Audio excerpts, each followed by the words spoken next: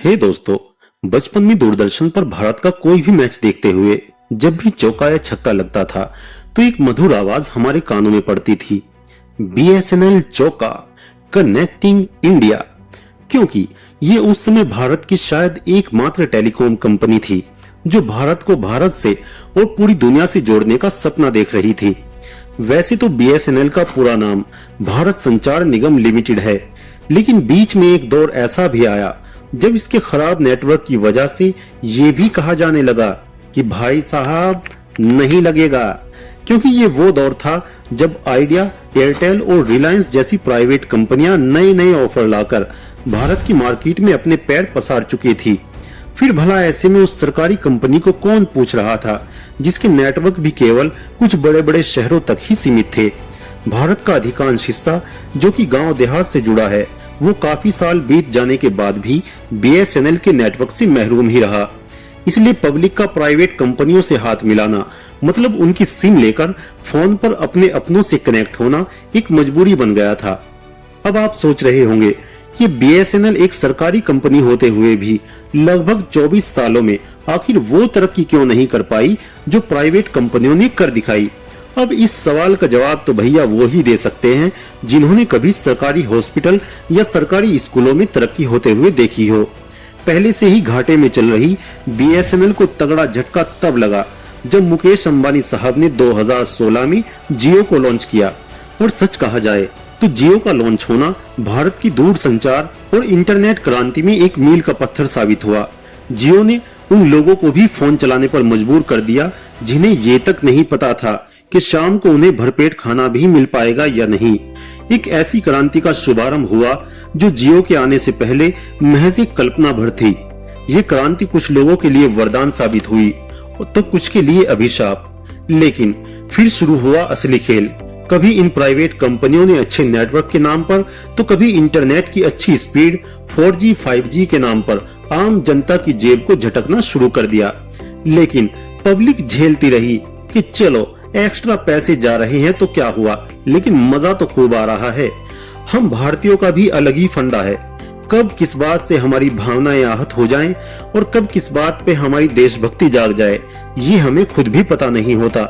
क्योंकि पिछले कुछ दिनों से जब से जियो, एयरटेल जैसी कंपनियों ने रिचार्ज महंगा किया है, तभी से सोशल मीडिया पर ऐसी हजारों नहीं लाखों पोस्ट देखने को मिल रही हैं जिनमें कहा जा रहा है कि बीएसएनएल हमारे देश की कंपनी है, हमारी सरकारी कंपनी है, इससे जुड़ो, इससे हमारे देश को फायदा होगा। कोई अपनी सिम को बीएसएनएल में पोर्ट कराने को घर वापसी बोल रहा है तो कोई देश की कंपनी की तरक्की को देश की तरक्की बताकर लोगों से रिक्वेस्ट कर रहा है बीएसएनएल में वापस आने की। एक जमाने में आज के जियो से ज्यादा पॉपुलर बीएसएनएल क्यों डूबी, किसकी वजह से डूबी, ये एक अलग विषय है। इस पर फिर कभी बात करेंगे। लेकिन फिलहाल तो मुझे गांव में अक्सर बोले जाने वाली वो कहावत याद आ रही है कि 12 साल में कुल्डी के भी दिन बहुर जाते हैं। और देश के कोने कोने से आ रहे आंकड़े इस कहावत को चरितार्थ करते नजर आ रहे हैं।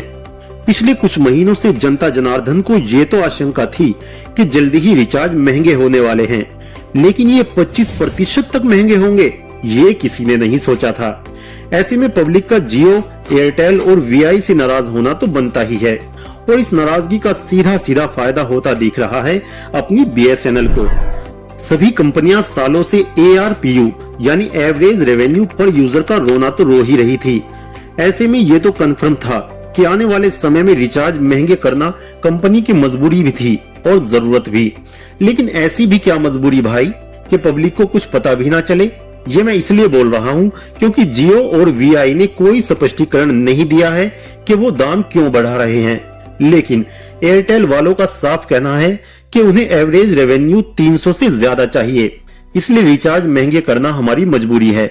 वैसे ये रेवेन्यू पहले 200 के आसपास था, जो अब बढ़कर 300 के आसपास हो चुका है।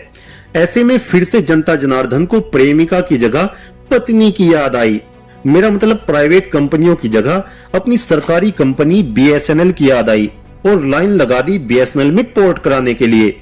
अब आपकी जानकारी के लिए बताता चलूं कि 2014 से पहले लगभग 13 टेलीकॉम कंपनीज थी इंडिया में, जो कि 2024 तक आते आते 3 प्राइवेट कंपनीज वीआई, जियो और एयरटेल में सिमट कर रह गई।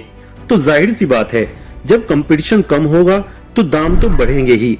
इधर हमारी बीएसएनएल अकेली इन प्राइवेट कंपनीज के बीच में जैसे तैसे स्ट्रगल करती रही, लेकिन अब लग रहा है कि ये स्ट्रगल अब खत्म होने वाला है, क्योंकि पिछले कुछ दिनों से पब्लिक का जो रुझान देखने को मिल रहा है उसे देखते हुए तो यही लग रहा है कि बीएसएनएल यानी भारत संचार निगम लिमिटेड के अच्छे दिन अब आने ही वाले हैं।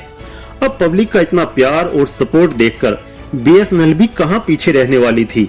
उन्होंने भी जनता जनार्दन पर प्यार लुटाते हुए सस्ते रिचार्ज ऑफर निकाल डाले। सस्ते नहीं, शायद बहुत सस्ते, और जल्दी ही बीएसएनएल 5G लॉन्च करने की घोषणा भी कर डाली। खैर, 5G कब लॉन्च होगा और पूरे इंडिया में बीएसएनएल अपनी अच्छी नेटवर्क की सुविधा कब देगा, ये तो आने वाला समय बताएगा। लेकिन फिलहाल जनता की आवाज सुनकर आपको भी बीएसएनएल में पोर्ट करा लेना चाहिए।